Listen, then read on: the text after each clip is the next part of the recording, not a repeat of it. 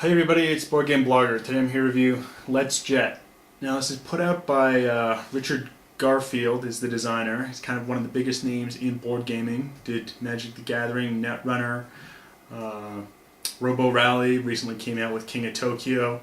And this is his take on flight travel. And it's really not an in-depth game. It's more of kind of a light, educational family game. And if that's the type of game you're looking for, then I think this delivers. It's really too simplistic, I think, to play in any other type of setting. But you know, you're going to learn geography for the children, and there's a few interesting mechanics. It has my least favorite mechanic, which is measurement. There's some good measuring sticks in here to see just how far your jets can fly, to determine whether or not you can make it there. It's not a roll and move game, but you move simply, you've got a distance that your plane can travel, and you can travel up to that distance. But that's really my least favorite mechanic in games. But it might be yours. I think the components in this game are really neat.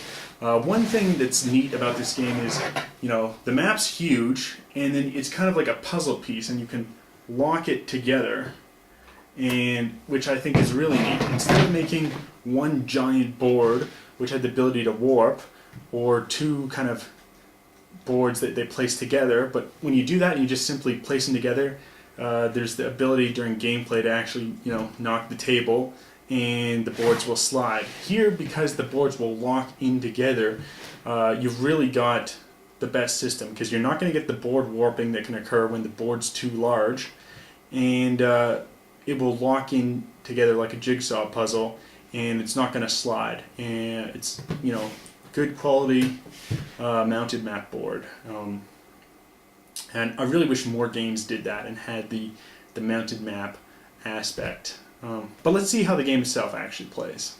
So here's the board on setup. I, as the blue player, I'm going to start in Athens, and now they're all worth 1 point. It has the name of the city, the country they're in, so you're learning a little bit of geography, and the set color. Now, set collection's important in the game. If we zoom in here, that's where we start, in Athens, and then I can check my hand to see where I'm trying to go next. So I can go to the Azores Islands, Indonesia, or the Congo. Now I've got 2 green and a yellow card in my hand. Now once I complete a set color of either 3 yellow, 3 green, 3 blue, etc., then I can draw a bonus card which will, you know, aid me in some way. For instance, experience flight crew. I can gain an additional flight a turn. Now normally what happens is you have 2 flights a turn. You use these measuring sticks, and you just fly on the normal jet power. You can gain extra jet power through various bonus places, and you're simply trying to fly to the place you're going. So for instance here, I want to get to Jakarta ultimately, as that's another yellow card, but I'm going to try and do it via way of Kinshasa to get another point.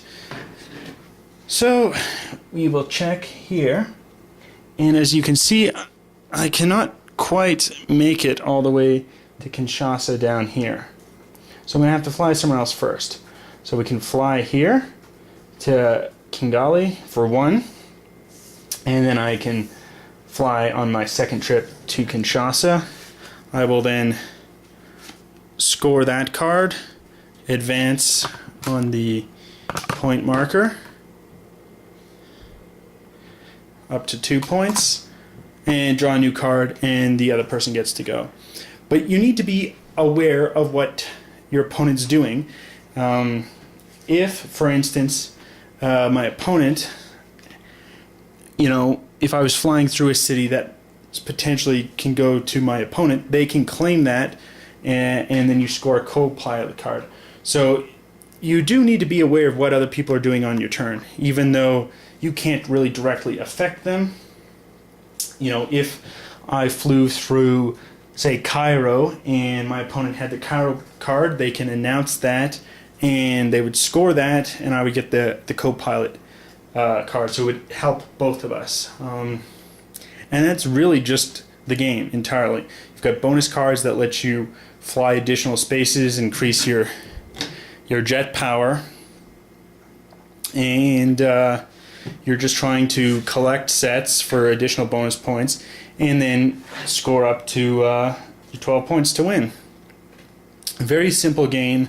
Doesn't really have enough depth to entertain most serious gamers, but I think it's a fun family game for, available for children. You're learning geography, you're learning set collection, and you're learning to be aware of what other people are doing on your opponent's turn. But that's it. It's not really a Richard Garfield game. This is just a simple family game. It's not going to see a lot of playtime with me at the moment. But if you're, a family gamer wanting to play with young children, this might just be the game for you. Till next time on the Board Game Blogger.